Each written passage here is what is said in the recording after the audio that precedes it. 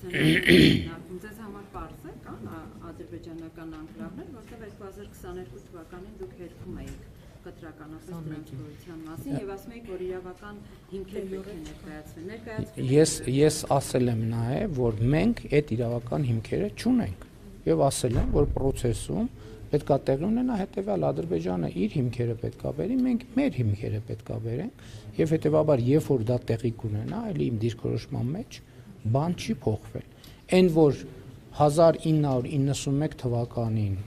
մեր անկախության նախորդող շրջանում Հայաստանի Հանրապետության տարածքում եղել են կոնկրետ գյուղեր, այդ գաղտնիք չի։ Ես այդ գյուղերի մի մասը Իջևանի շրջանում են եւ ես այդ գյուղերի միջով անցել գնացել եմ։ Ես չեմ կարող ասեմ, որ բնության մեջ այդպիսի բան չի եղել։ Այո։ Ես բան չունեմ ասելու, ես խոսում եմ սահմանազատման գործընթացի մասին։ Սինգապուրում էլ են հայեր ապրել։ Այո, ես խոսում եմ սահմանազատման գործընթացի մասին։ Շատ տեղեր են ապրել եւ ապրում, բայց մենք հիմա խոսում ենք սահմանազատման գործընթացի մասին։ Ոչ, այդ թեմայով ասեցի արդեն, հարցին պատասխանեցի, որ դեռ քննարկումներ չի եղել, հիմքերի ուսումնասիրություններ փոխադարձաբար չի եղել։ Եվ ինչպես եք ասում, որ մեր վերահսկողության տակ կան ադրբեջանական տարածքներ, որովհետև այդտեղ մենակ անկլավների թեման չի, ուրիշ թեմաներ էլ կա։ Ուրիշ թեմաներ կա։ Այդ իմ պնդմամբ նկատի ունեմ, որ 1991 թվականի Ալմաթայի հռչակագրի հիման վրա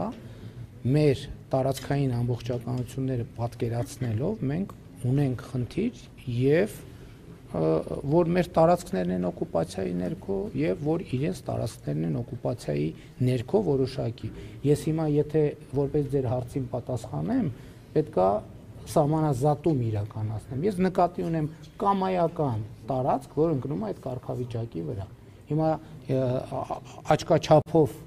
կարող ենք ասել ինչի մասին է խոսքը, բայց դա լավ ժանր չի, որովհետեւ մենք իրավական process-ը թողած մտահանգումներով ենք առաջնորդում։ Խնդրեմ, ես կրկին Բայրամովի հայտարարեցի, դուք ասում եք բանավոր չեք պատասխանում այդ թեզերին, բայց այնտեղ կար մի միտք, որ դուք երբ որ ժամանակ եք խնդրել, հետո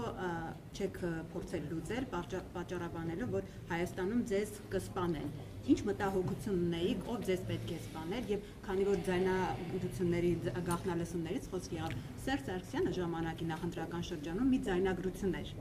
հրապարակել կրկին բանակցությունների հետ կապված։ Չմեջբեր եմ ինչ ձայնագրություն։ Այսինքն հիմա բանակցությունների ընթացքում դուք նման արտահայտություններ շատ եք անում, որ բանակցությունները փաստորեն միտեղ արդեն դուք ասել եք, որ խոստովանել եք այդ ձայնագրության մեջ, դուք խոստովանել եք, որ բանակցությունների ժամանակ դուք ձեզ կներեք, գժի տեղ եք դնում, որպեսզի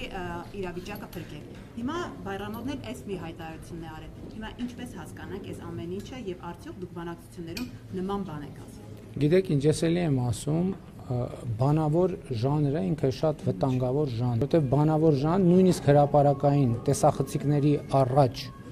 արած հայտարարությունների վերաբերյալ հետո լինում են տարընթերցումներ։